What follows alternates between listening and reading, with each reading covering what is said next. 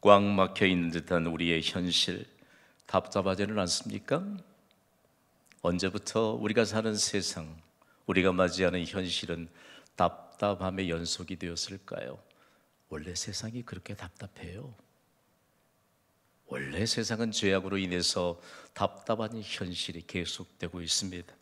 그렇다면 답답하기만 한 우리의 현실에 대한 해답은 무엇입니까? 오늘 3부 예배자를 도전합니다. 아직도 현실인가 하나님의 말씀인가 사이에서 갈등하고 있지는 않습니까? 답답한 우리의 현실에 대한 해답은 하나님의 말씀인 줄 믿습니다. 갈등 그만하세요. 현실에 대한 해답은 예나 지금이나 하나님 말씀입니다. 지금으로부터 약 300년 전 유럽에서는 현실을 강조하는 풍토가 생겨나기 시작했습니다. 현실을 강조하니까 수많은 무신자들이 태동되게 되었고요. 기독교를 하나의 몽상으로 여기는 분위기가 가득해지고 말았습니다. 특히 프랑스의 계몽주의 작가였던 볼테르는 대표적인 무신론자 아닙니까? 그는 혼장담하기를요, 성경은 쓸모없는 책이므로 앞으로 100년 안에 고문서 창고에서 골동품이 되어 먼지에 쌓여있게 될 것이라고 했습니다. 과연 그랬을까요? 그가 호언장담한 지 50년 후에 그의 무신론 책만을 출판하던 인쇄소에서는 성경이 인쇄되어 출판되기 시작했습니다. 얼마나 많은 성경이 출판되었는지 창고에 천장까지 쌓아도 모자랄 만큼 성경이 그렇게 출판돼서 보급되었습니다. 더 놀라운 사실은요, 볼테르가 죽은 지 26년 후에 제네바 성서협회에서는 프랑스 파리에 있는 볼테르의 집을 매입했습니다. 그리고 그곳에 프랑스 성서공회를 설립하였습니다. 프랑스 성서공회는 이번 2024 파리 올림픽에서 프랑스어로 된 신약성경 14만 부와 영어로 된 신약성경 6만 부를 배부했습니다. 여러분 놀랍지 않습니까? 그가 그렇게 호언장담했던 성경은요, 결코 먼지에 쌓일 일이 없습니다. 이처럼 유럽 사이의 태피아 물길 속에서 이처럼 볼테르가 호언장담했던 말이 아무런 소용이 없다, 답답한 현실에 대한 해답은 여전히 하나님의 말씀인 것을 증거하도록 영국의 존 웨슬리와 그리고 찰스 웨슬리는 하나님 앞에 이런 기도를 시작했습니다. 우리 함께 읽어봐요. 시작. 하나님, 영국을 구원하는 일에 생명을 걸 수 있는 정의감의 사나이, 사명감의 사나이 12명을 주십시오. 우리는 하나님의 말씀인 성경으로 영국 사회를 건지려고 합니다. 존 웨슬리, 찰스 웨슬리는 형제였습니다. 두 사람은 신학자였습니다. 두 형제는 하나님의 말씀의 바탕을 둔 정통 기독교를 그들의 삶으로 증거해냈습니다. 웨슬리 형제가 집힌 작은 불씨에 영국이 낳은 목사 조지 휘필드는 하나님의 말씀에 의지해서 답답한 현실 속의 해답을 제시하면서 영국과 미 대륙에 걸쳐서 대각성 운동을 지폈습니다. 그의 설교는 죄를 회개하고 하나님께 돌아오도록 심령에 호소하는 메시지를 선포했습니다. 현실에 대한, 막막한 현실에 대한 해답이 성경임을 만방에 증거하면서 해답을 제시했습니다. 조지 휘필드의 뒤를 이어 조지 밀러는요, 얼마나 당시의 현실이 답답했든지 수많은 전쟁고아들이 넘쳐났습니다. 그러나 그는 하나님의 말씀과 기도로 1만 명이 넘는 고아들을 양육하고 예수 그리스도의 제자로 온 세상을 향해 파송했습니다. 조지 밀러의 뒤를 이어 윌리엄 부스는 구세군을 창설했습니다. 전 세계에 복음을 전하면서요, 답답한 현실 속에서 헤쳐나가지 못한 어려운 삶 속에 있는 자들을 성경에서 해답을 찾게 하고, 그리고 인생의 삶의 해답이 바로 성경에 있음을 그들은 복음으로 그들을 섬기면서 얼마나 소망을 불어넣어 주었는지 모릅니다. 유럽과 미 대륙을 흔들어 놓았던 하나님의 말씀의 능력을요, 그 뒤를 이어 1907년 한반도를 강타했습니다. 기독교 역사상 전무후무한 평양 대부흥운동이 일어났습니다. 그동안 지구상에 전혀 알려지지 않았던 한반도는 동방의 예루살렘으로 불리면서 전국 각지에 급하고 강한 성령의 불길이 임하여 영적 대부흥이 일어났습니다. 한반도, 기억조차 하지 못하는 이 한반도의 정황을 본국에서 파송받은 선교사들이 각 세계 각지에 이 소식을 전파했습니다. 그러면서요, 성경은 여전히 답답한 현실에 대한 해답인 것을 전송하게 됐습니다. 그러나 평양 대부흥운동이 일어난 지 불과 3년 후인 1910년 한반도에는 전혀 예상치 못하였던 슬픔의 역사가 시작되었습니다. 우리가 교과서에서나 배울 만한 1910년 8월 22일 한일 병합 조약으로 인하여 일제의 나라와 주권을 완전히 빼앗겼습니다. 일제로부터 압제 아래서 백성들은 막막한 현실을 안고 36년을 지내야만 했습니다. 그 답답한 현실 36년을 어떻게 이겨낼 수 있었을까요? 무력으로 국권과 강토를 빼앗은 일본은 이때부터 고유 문화를 짓밟았습니다. 민족 정신 말살 정책을 썼습니다. 조선의 수많은 젊은이들은 일본이 일으킨 전쟁에 총알바지와 그리고 위안부로 끌려가서 동남아의 중국 땅에서 그렇게 처참하게 죽어갔습니다. 특히 일본에 저항하는 한국교회에 무서운 압박을 가해왔습니다. 민족적인 순환기인 일제강점기에 한국교회 지도자들은 민족의 지도자가 되어 고난을 받았습니다. 평신도들 역시 일제에 의해 고난받는 계층이 되어 민족 고난을 대신 짊어진 모습 그대로였습니다. 한국교회와 성도들은요, 하나님의 말씀에 의지해서 일제의 무력에 결코 무릎 꿇지 않았습니다. 한국교회와 성도들에게 두려움을 느낀 나머지 일제는 해서는 안 될 일들을 자행하기 시작했습니다. 교회의 종탑은 그야말로 그 매달려 있었던 모든 종들은 모두 철거해 가서 전쟁 무기를 만들었고요. 성경에서 모세오경과 요한계시록은 삭제를 당했습니다. 더 나아가 구약성경은 부교주 정도로 사용하게 했습니다. 신약성경도 겨우 사복음서인 마태복음, 마가복음, 누가복음, 요한복음만을 읽게 했습니다. 교회에서는 예배를 드리기 전에 일본 국기에 배례를 하게 했습니다. 1943년 9월부터는 주일밤 집회와 수요 기도회를 모이지 못하게 했습니다. 사실 일본은 조선 침략을 개시할 때부터 식민 통치를 효율화하고 소위 국민 정신을 통합하기 위해 신사참배를 강요했습니다. 신도라는 국가 종교 즉 일본 천황을 살아있는 신으로 경배하는 종교 의식을 행하도록 전국 각처에 신사를 건립한 뒤 참배하게 했습니다. 광주에도요, 도처에 신사가 건립되었고 그곳에 신사 참배를 강요당했던 역사 흔적들을 그대로 보존하고 있습니다. 이것은 하나님 앞에 큰 죄였습니다. 일본은 신사 참배 행위는 종교가 아니라 국민의례라는 그럴듯한 명분을 내세운 뒤에 신사 참배를 더욱 강요했습니다. 결국 신사와 천황이 교회의 가장 높은 자리를 차지했고 예배는 그 발 아래서 드렸습니다. 일제강점기의 한국교회의 역사를 더듬어 보면요, 기가 막힐 일이 벌어졌습니다. 예배당 전면에 신주단지를 모셔놓고 그 앞에서 예배하는 기가 막힌 일들이 벌어졌습니다. 한국교회는 이처럼 일제의 신사참배로 인하여 큰 고통을 겪게 되었습니다만 나라가 없이는 교회도 존속할 수 없다는 절박한 심정으로 신앙심을 애국심으로 불태웠습니다. 한국교회는 답답하기만 했던 현실에 대한 해답인 하나님의 말씀에 의지해서 일제의 압제로부터 민족이 해방되는 광복을 국민들과 함께 맞이할 수 있었습니다. 오늘 우리가 불렀던 찬미가 14장 찬송가입니다. 일제강점기에 한국교회에 있었던 찬송가의 이름이 찬미가였습니다.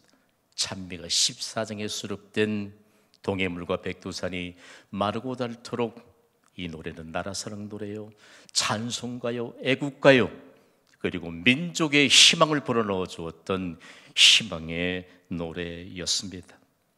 여러분, 역사는 결단코 왜곡돼서는 안 됩니다. 여기에서 파송받은 선교사들이 얼마나 일제의 압제에 항거했는지 모릅니다.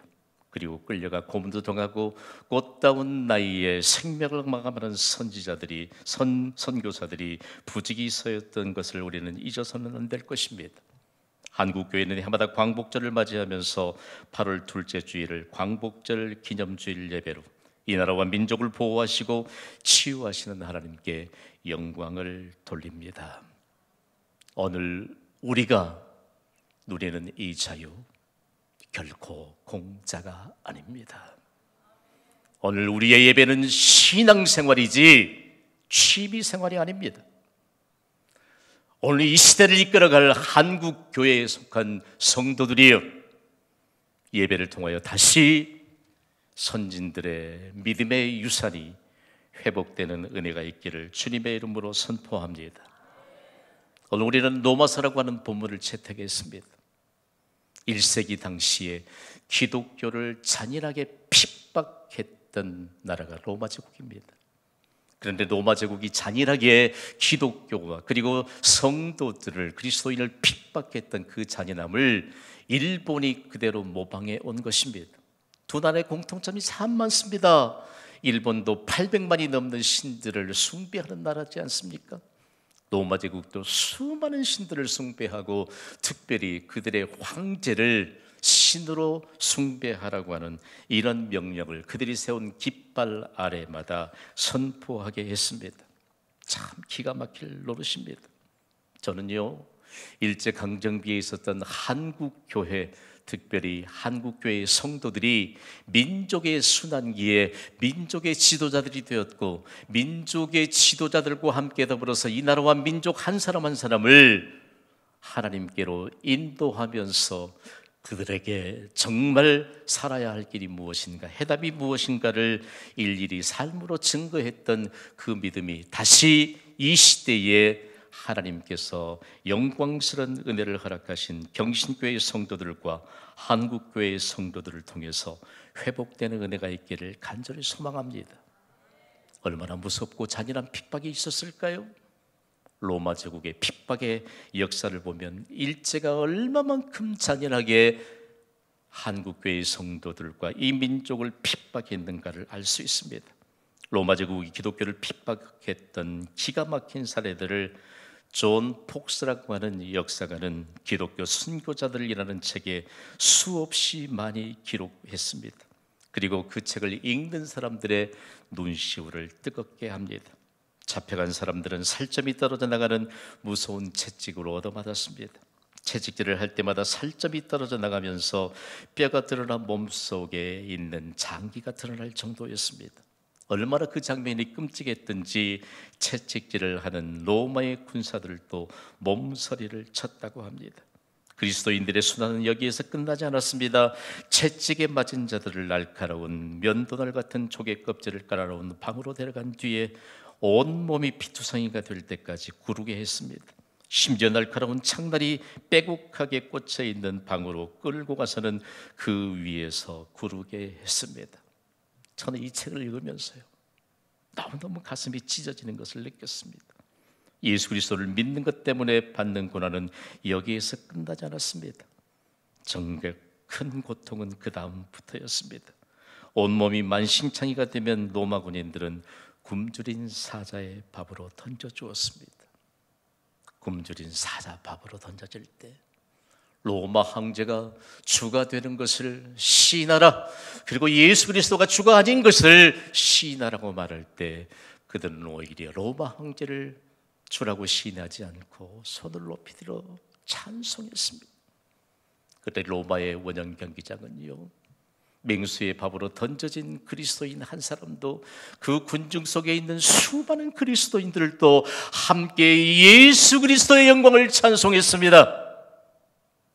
한국교회를 중심으로 봉해물과 백두산이 마르고 닳도록 이 노래가요 교회를 중심으로 가정에서도 직장에서도 학교에서도 심지어 일터에서도 감옥에서도 풀려지는 나라사랑 노래였던 거 여러분 아십니까? 오늘 우리의 입술에서 과연 찬송은 얼마만큼 보급되고 있고 얼마만큼 우리의 삶의 현장에서 불려지면서 이 나라와 민족을 향해 희망의 메시지가 되고 있는 것일까요? 김 목사 당신이 현실을 몰라서 그렇지. 여러분 그렇습니까? 현실입니까? 하나님의 말씀입니까? 하나님의 말씀은 여전히 답답한 이 현실의 해답인 줄 믿습니다. 만일 답답한 현실의 해답이 성경인 줄 모른 채 살아간다면 우리는 껍데기의 인생을 살 뿐일 것입니다. 잔인한 핍박을 자행하는 로마 제국은요, 기독교인들에게, 그리스도인들에게는 그야말로 원수 그 자체였습니다. 그러나 로마 제국은 점차 그리스도인들을 두려워하기 시작했습니다. 왜요? 그들이 힘을 가졌고 얼마든지 붙잡아다가 형벌을 가하고 그들이 하고 싶은 일, 악행을 다 범함에도 불구하고 한 사람 그리스도인들을 향해 두려움을 겪기 시작했습니다. 다름이 아닌 바울 사도는 로마 교회 성도들을 향해 원수인 그들을 어떻게 상대해야 될 것인가를 서신서로 보냈습니다. 그 서신서를 로마 교회 성도들이 받았습니다. 사실 일제강점기에 한국 교회 성도들이 마음판에 새겼던 말씀입니다. 오늘 보면 로마서 12장 21절 말씀을 우리 소리 높여 읽습니다. 시작. 악에게 지지 말고 선으로 악을 이리라. 여러분 말이 됩니까? 압제하는 것도 모자라서 온갖 악행을 저지르는데, 저는요 로마 제국의 이 압박, 압제, 그야말로 잔인했던 그 내용들을 오히려 담아내고 말지, 한 민족에게 36년 동안 일제강점기에 행했던 그 악한 행적들을 입에 담기가 제가 너무 마음이 아파요. 마음이 아파요. 한국교회 성도들도 악에게 지지 말고 선으로 악을 이기라. 선으로 악을 이기라. 여러분 만일 악으로 악을 이긴다면요 어떤 결과를 가져오게 될까요? 그렇다면 악이 또 이기는 세상이 되지 않겠습니까? 오늘 3부 예배자 여러분, 우리의 인생 중심이 잘못되어 있지 않습니까? 누군가 말 한마디 하면 그걸 그냥 악을 악으로 갚는 심정으로. 여러분 그러면요 선은 절대로 악을 이기지 못합니다. 오늘 우리에게 있어서 악이라고 하는 것이 도대체 무엇일까요? 저는 한동안 하나님이 말씀하시는 악은 도대체 어떤 개념일까? 악을 여러분과 함께 이렇게 나누고 싶어요. 함께 읽습니다. 시작. 악은 반드시 선에 의해 정복되는 작은 도구에 불과하다. 동의가 되시면 아멘 하시기 바랍니다. 악으로 절대로 선을 갚아서는 안 됩니다. 악으로 악을 이겨서도 안 됩니다. 악이라고 하는 그 실체는요 선에 의해서 반드시 정복된다는 사실들을 기억해야 할 것입니다. 한국교회 성도들은요 선을 악으로 이기라, 이 말씀을 받았습니다. 이 말씀을 받았습니다. 그리고 결국은 얼마만큼 성숙한, 그리고 하나님께서 기뻐하실 만한 아름다운 결말을 가져오게 되는지 모릅니다. 사도 바울은 자신의 또 다른 서신서인 데살로니가전서 5장 22절에 이렇게 고민하지 않습니까? 함께 읽습니다. 시작. 악은 어떤 모양이라도 버리라. 아멘.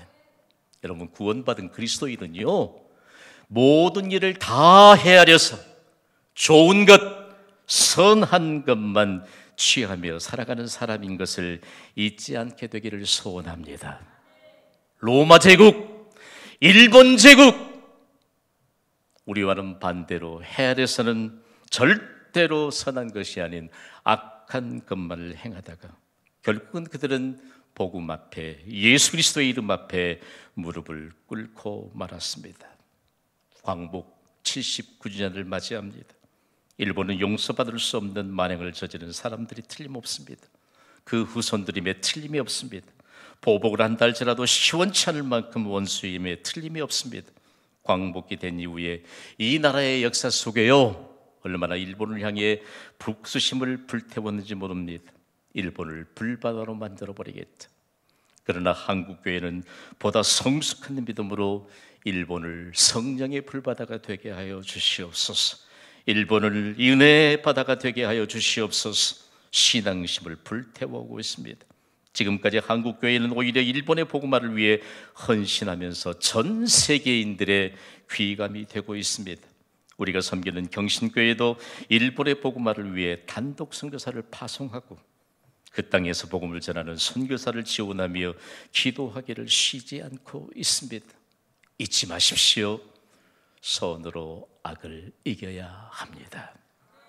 한국교회는 선으로 악을 이기면서 36년 동안 치욕스러운 일제강점기를 승리의 기회로 전환시킬 수 있었습니다.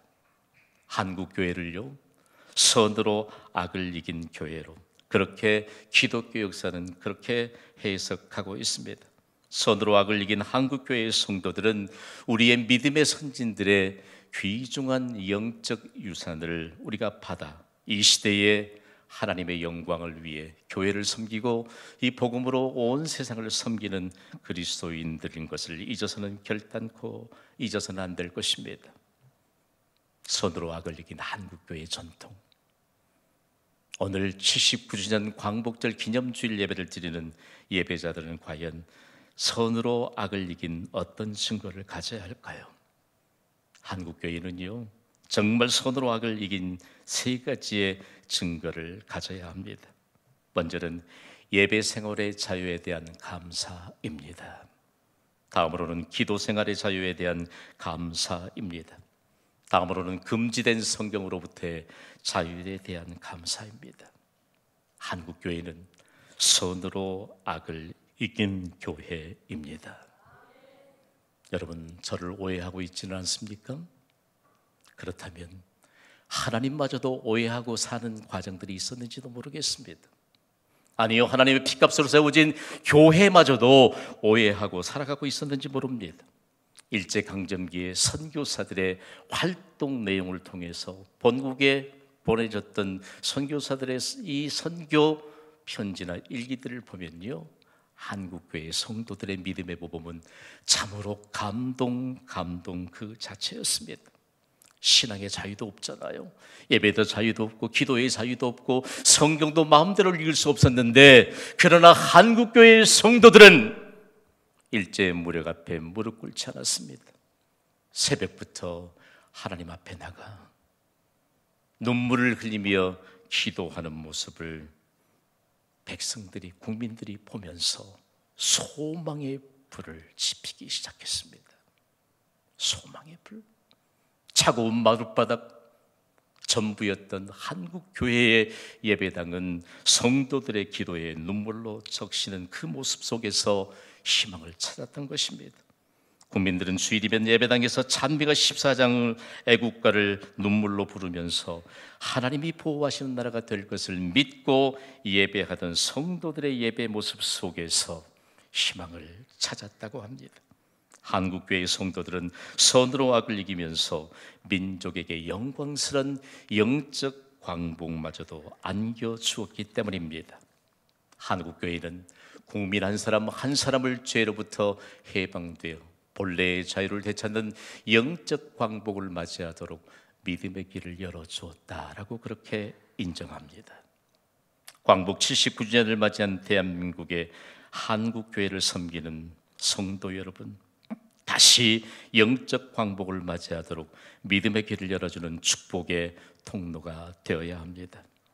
우리가 맞이해야 될 영적 광복은 무엇입니까? 죄로부터 해방되어 원래의 자유를 되찾는 것이 영적 광복입니다. 그동안 죄의 압제 아래 있지 않았습니까? 그러나 예수 그리스도의 이름을 부르는 순간, 구주로 믿는 순간 우리는 죄의 압제로부터 해방되어 영적 광복을 맞이했습니다. 그 결과가 구원의 즐거움입니다. 이 시대를 살아가는 한국교회 성도 여러분, 특별히 하나님의 선한 역사의 주역으로 부름받은 경신교회 성도 여러분, 예배에 너무 소홀하고 있는 것은 아닙니까? 기도의 자리를 너무 많이 비워놓고도 현실이 그런데 현실이 뭐가 어때서요? 더 나빠질지도 몰라요. 지금 외신들은 난리가 났습니다. 한반도에 언제 전쟁이 발발할 것인가? 그런데 우리는 끄떡도 하지 않습니다. 믿음이 너무 좋아서일까요? 아니요. 영적인 감각이 무뎌졌기 때문입니다. 이 나라와 민족에게 광복을 허락하시고 자손 대대로 영광스러운 복을 약속하셨음에도 불구하고 우리는 해답을 어디에서 찾고 있습니까?